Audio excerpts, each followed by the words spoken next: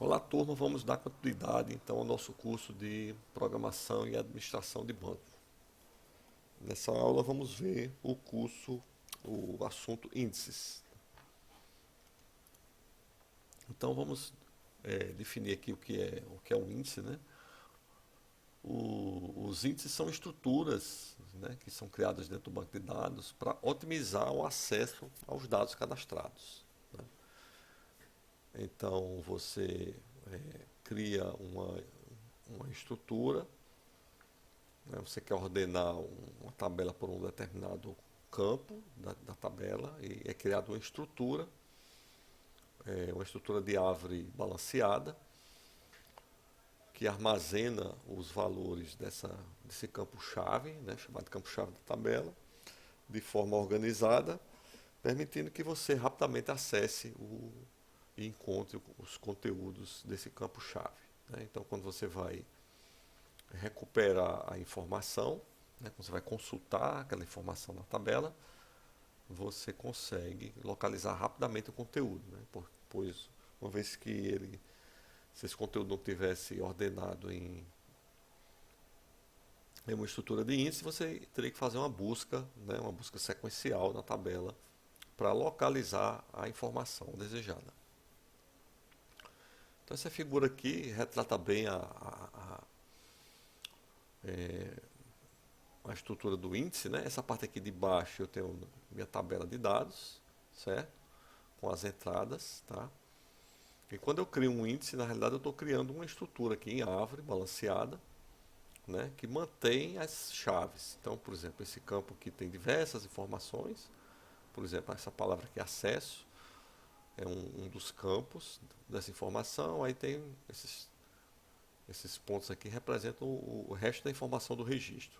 Admin e o resto da informação do registro admin. Então essa informação aqui de acesso, né, admin e esses outros campos aqui que estão lançados aqui nessas páginas de dados, com seus respectivos conteúdos, né, eles são coletados aqui para fazer uma estrutura de índice pelo campo, né, pelo campo aqui, campo-chave, que é acesso, data e assim por diante.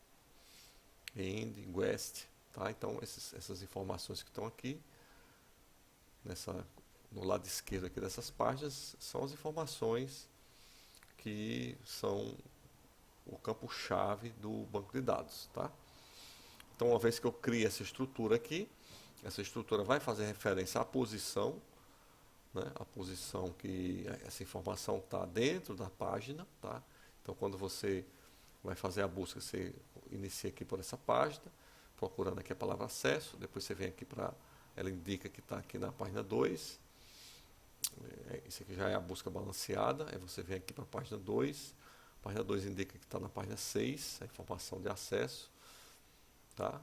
A informação de acesso aqui, ela está na página 50 da área de dados, né, no primeiro registro, tá? Então é isso que esse gráfico aqui está mostrando, né? Então tem aqui várias páginas que compõem o índice e aqui embaixo a página que compõe os dados e o índice referencia a localização das informações na página de dados, tá?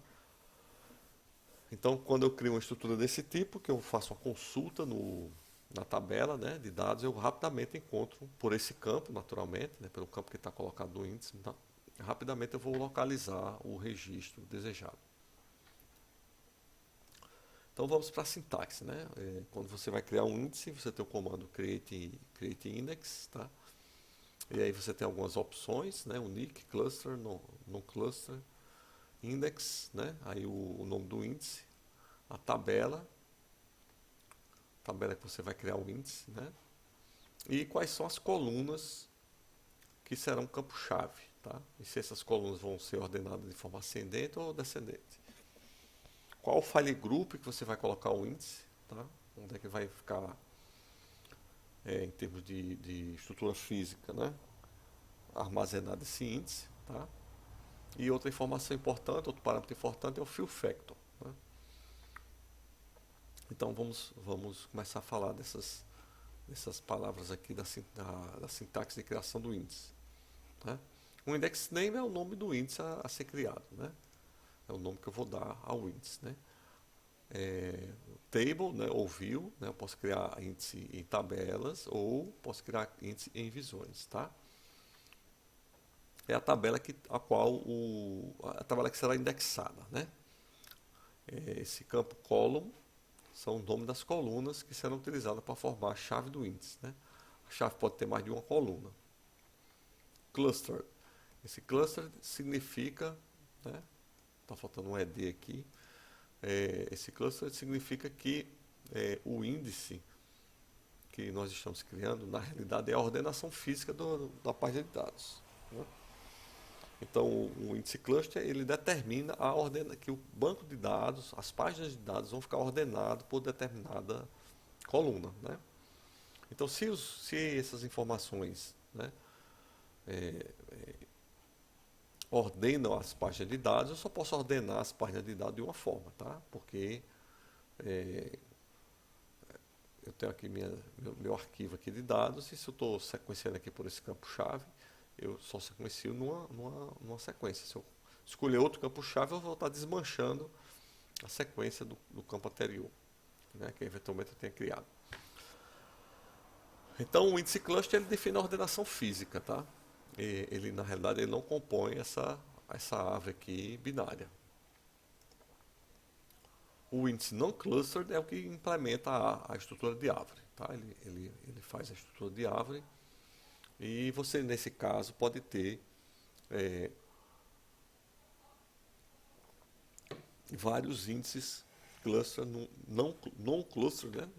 Não clusterizados em uma mesma tabela, né? Eu posso, sei lá, se eu estou com um cadastro de pessoas, como eu já citei em alguma outra aula, eu posso fazer uma ordenação pelo nome da pessoa, eu posso fazer uma segunda ordenação pelo endereço, de forma que se eu precisar localizar uma pessoa pelo nome, eu vou ter desempenho, né, nessa consulta, eu vou localizar rapidamente.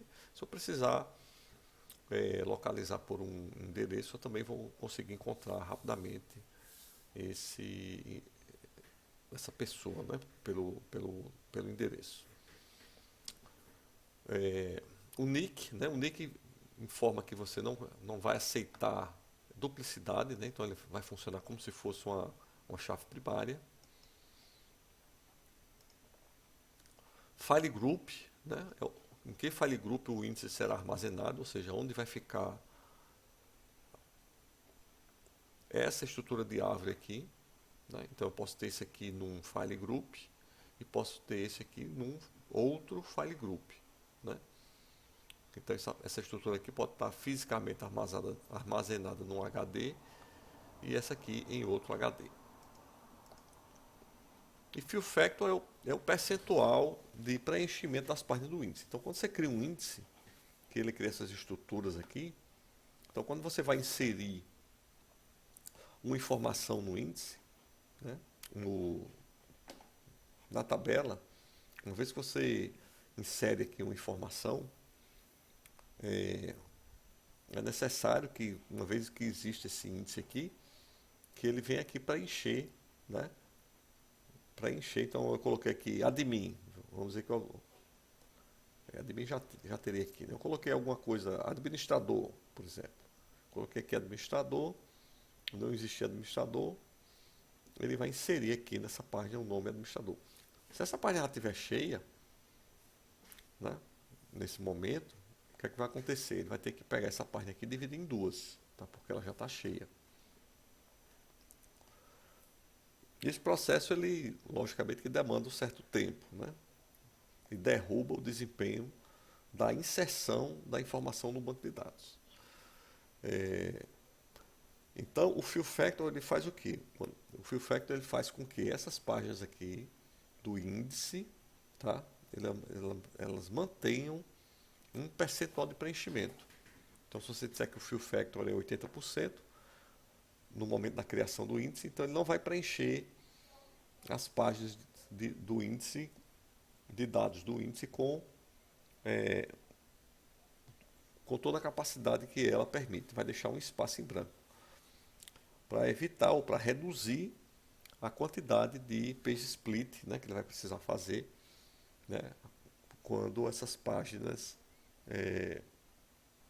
vierem a lotar, né? Então, se você mantém em média uma ocupação de 80%, apenas quando você aumentar 20% da capacidade, utilizar o resto dos 20% livre que tem em cada página, é que você vai precisar estar fazendo page split.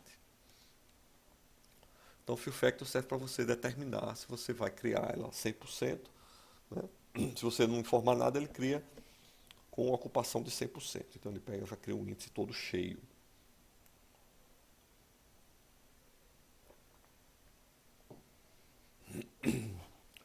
Muito bem, então vamos dar sequência aqui, né?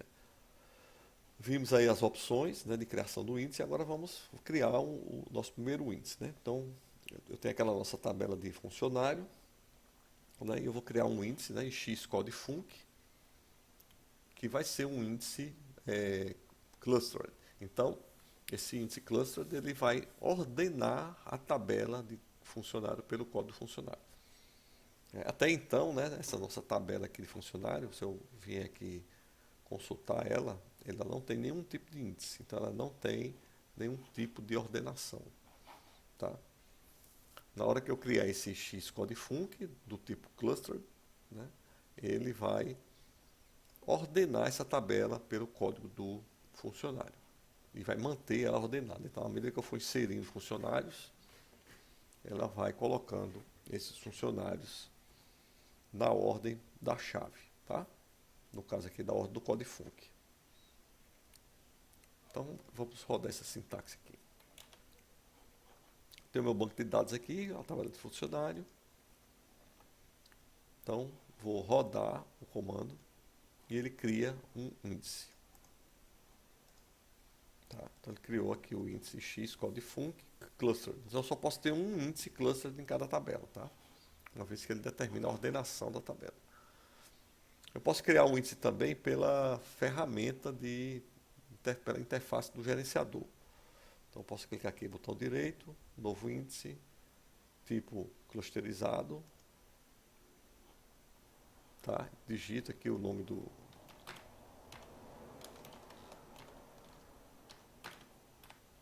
certo? E adiciono o campo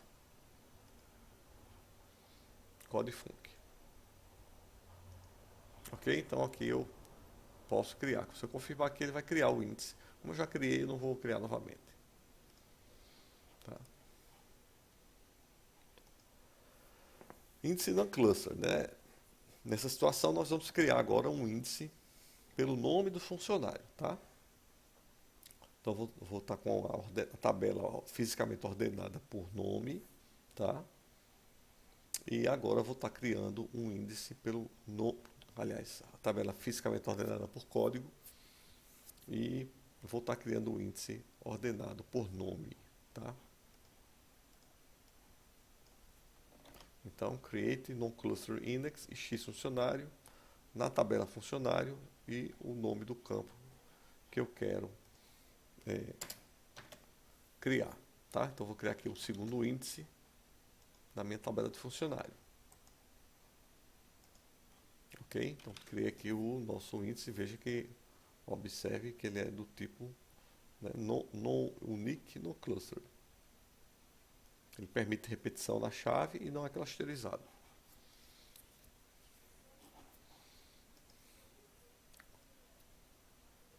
Consigo também criar o índice, né, naturalmente da mesma forma que o índice anterior. Né?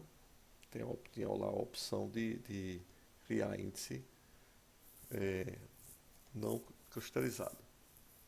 E aí a interface aqui é similar. Muito bem.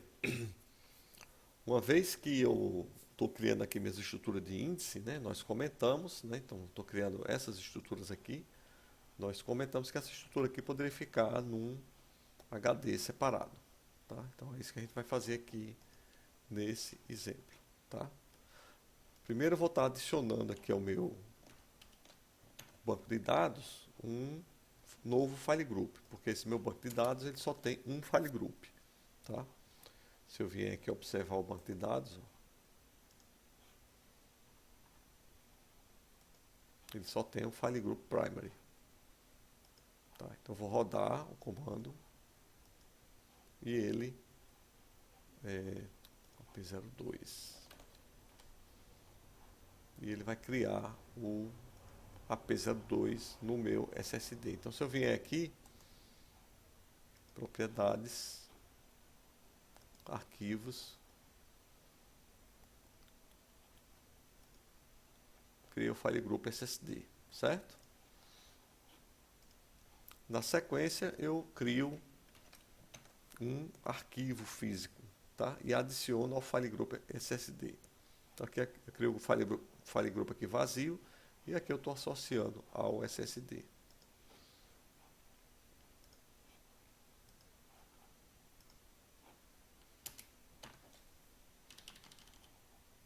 AP02, AP02, AP02 do file group SSD, beleza. Então vamos executar. Criou, né? Se eu vier aqui observar agora o meu banco de dados,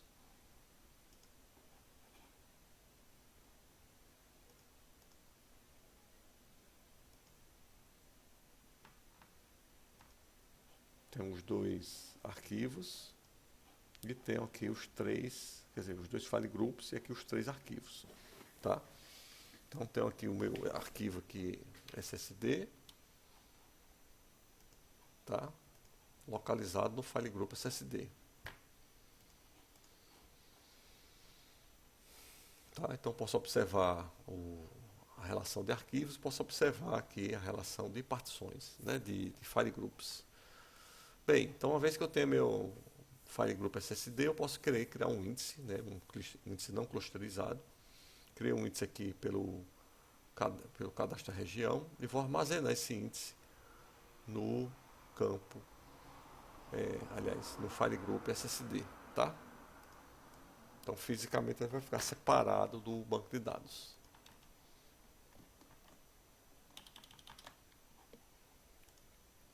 Criou, né? Então se eu vier aqui no meu gerenciador, eu vou perceber que eu tenho aqui aquela situação, né, de três arquivos, né? E aqui o file group primary e o file group SSD.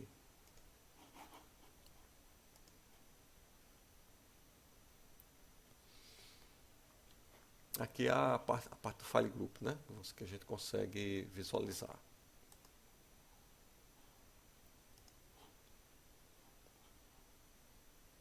Meu banco tem dois file groups agora.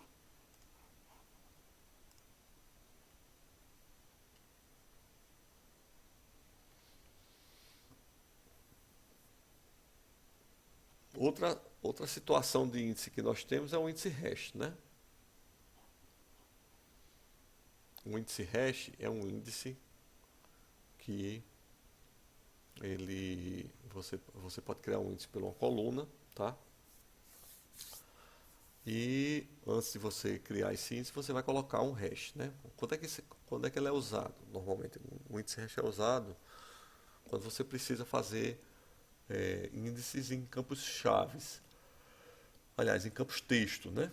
Então, esses índices em campos texto normalmente geram árvores binárias grandes, com um volume de dado grande, tá? Então, uma solução para você não expandir muito a estrutura do índice, né, é você, ao invés de fazer o índice do campo diretamente, você cria um campo hash e faz uma chave em cima do hash. Tá? Então isso aí vai trazer o desempenho para o seu índice, porque ele vai ficar menor, né, o espaço físico dele vai ficar menor. Tá?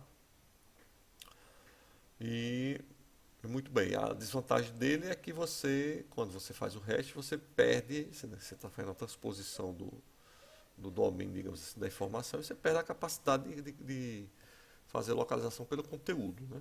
A única coisa que eu posso fazer é a igualdade. Os conteúdos aí maior, menor, maior, igual, diferente. Quer dizer, diferente dá certo, né? Não vão funcionar com esse tipo de índice, mas igualdade funciona, tá? Então a função checksum, eu utilizo ela para ela calcular a chave hash, né, dos campos-chave. Então vou pegar minha tabela de funcionário e vou acrescentar um campo lá, acho que eu vou chamar de hash nome func. E aí eu uso a função para declarar esse campo, que é um checksum de nome funcionário. E aí eu posso criar um índice por esse campo aqui, tá? Então, create no cluster index, ix nome func, né? On funcionário, na tabela funcionário, aqui o nome do campo que eu quero ordenar e aqui o local onde eu estou armazenando ele, que é no caso o SSD, certo?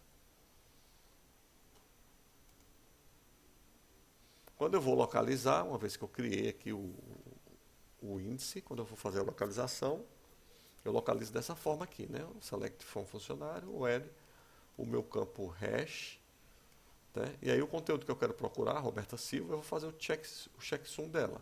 Se for igual, é porque eu encontrei, né? Eu encontrei essa funcionária, Roberta Silva. Né? Pela teoria, é possível que existir dois conteúdos distintos que levem à mesma chave, né? Apesar de que a estatística de repetição de chave é muito baixa, né? Então se considera que realmente você não, na prática isso não ocorre, tá? Mas a teoria diz que pode acontecer, tá? Então se a teoria diz que pode acontecer, é porque pode acontecer, né? A lei de Murphy, ela exatamente versa sobre isso aí, né? Se um dia vai acontecer, então se pode acontecer, então vai acontecer, né?